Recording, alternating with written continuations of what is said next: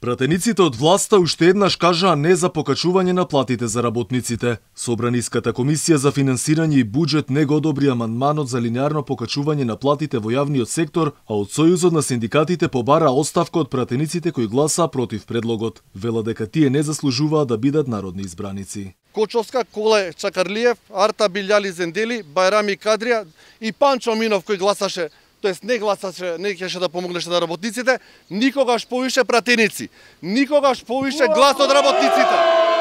Оставка одма! Синдикатите и натаму остануваат на ставот дека штрајкот продолжува и изразија надеж дека премиерот сериозно ќе ги свати нивните барања, но и ќе излезе во пресред на работникот за неопходните 2806 денари за екзистенција. Ќе покачувале плати, не држи вода кај работникот, бидејќи да работникот бара пари за екзистенција, за да може да го помине месецот, знаејќи дека еве од денеска гледаме нови цени на лебот, вчера гледаме нови цени на струјата, двоцифрената инфлација само расте. И ние немаме друго чаре, освен да бараме покачување на платите за амортизирање на овие удари, ценовни шокови.